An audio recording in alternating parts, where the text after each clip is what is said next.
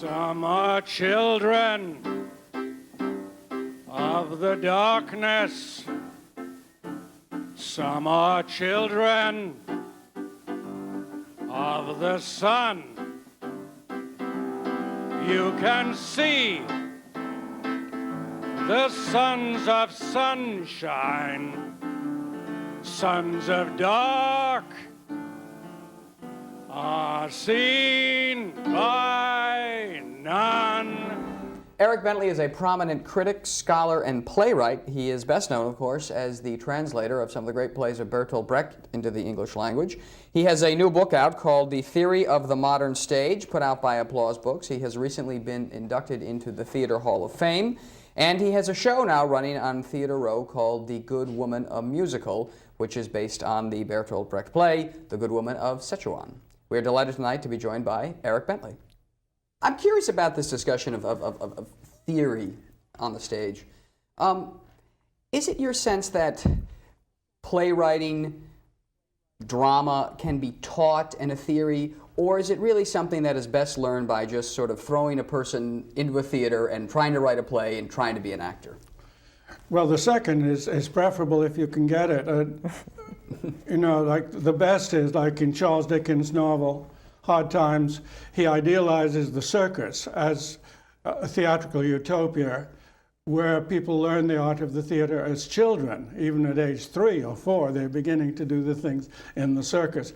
And so, obviously, the 3-year-olds are no more aware of the theories than the horses and the elephants. Right. But like them, they can do the practice. Right. So that's the ideal way. But of course, if people don't get that and are grown up with no practice, it may be that some of it then necessarily has to go through the brain, which is a pity because it shouldn't.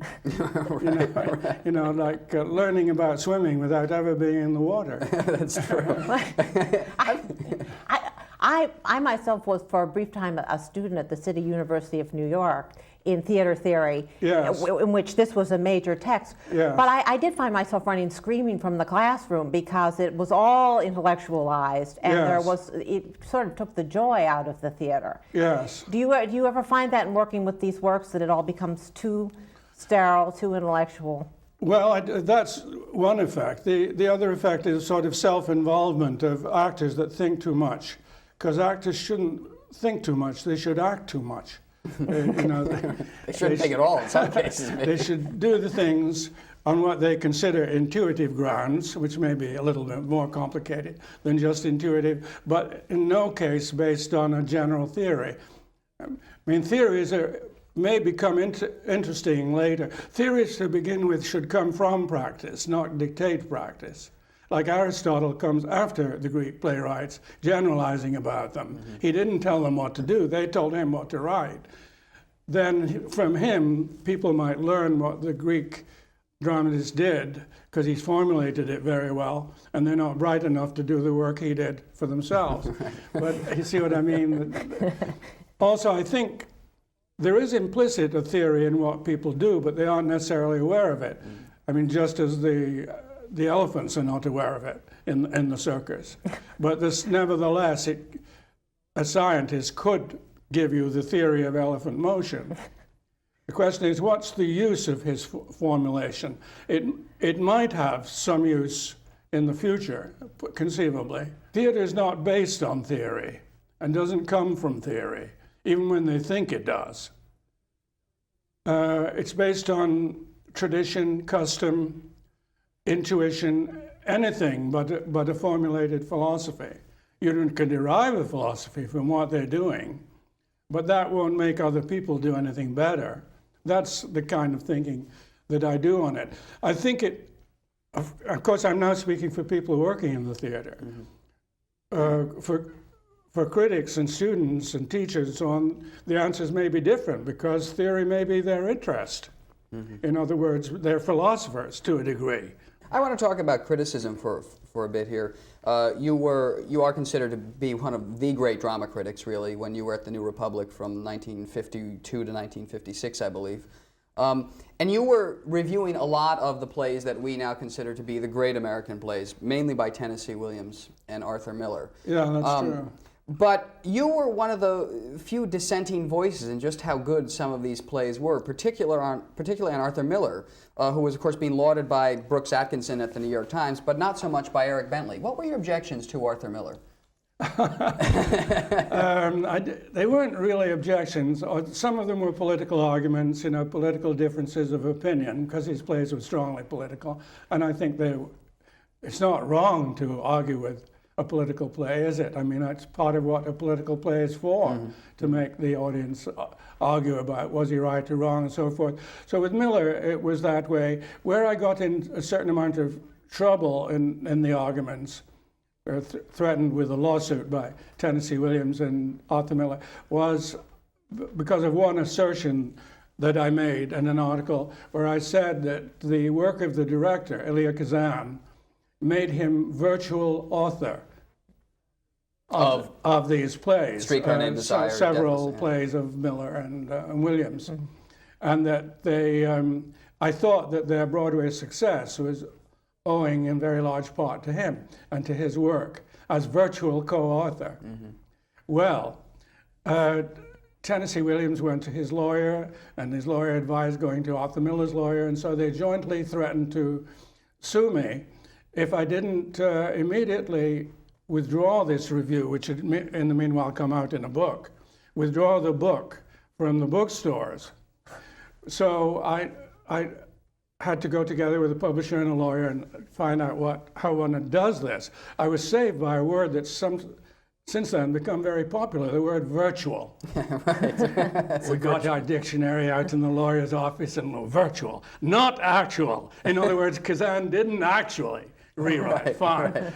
I was saved, I thought. But we generously offered to print a little slip that could be sent out to all the bookstores that had the book and placed in the book, saying that if I had given the impression that I thought Mr. Kazan actually wrote parts of the play, that was not what I meant to suggest. Right.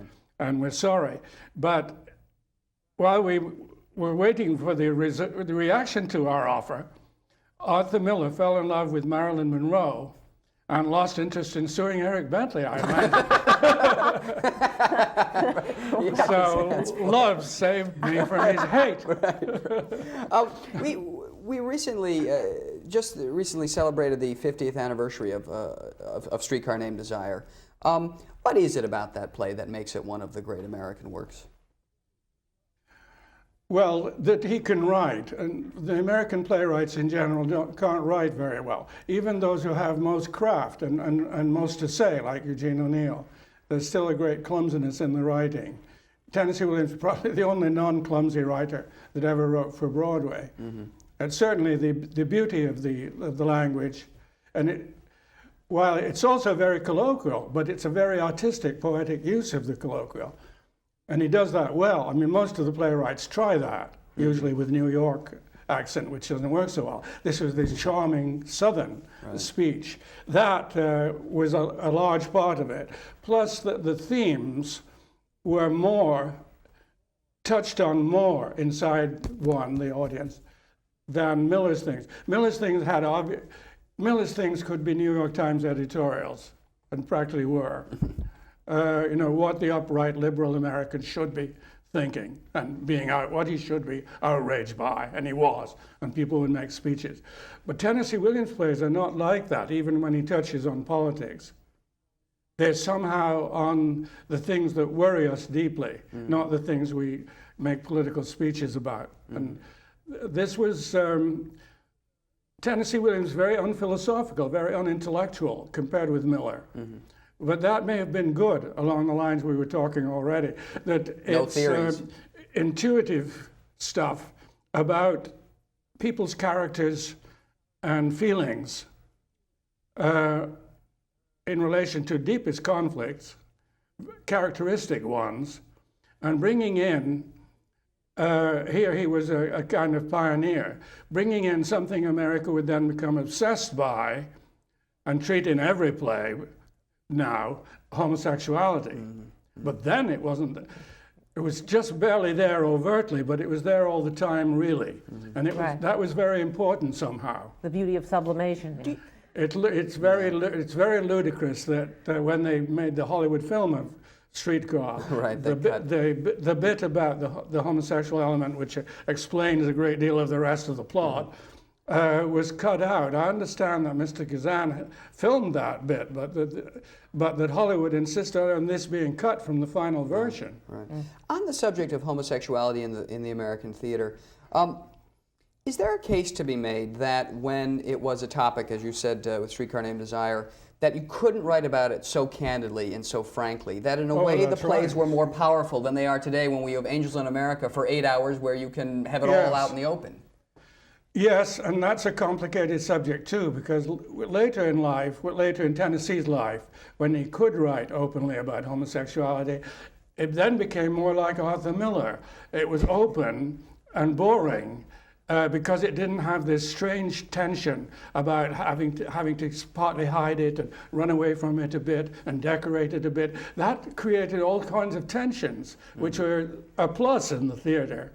Yeah. And when it was bluntly coming out with it, you say, so what? Eric Bentley, Theater Hall of Famer, congratulations on that honor. The book is The Theory of the Modern Stage by Applause Book. Thank you for being our guest tonight. Thank you. A great pleasure.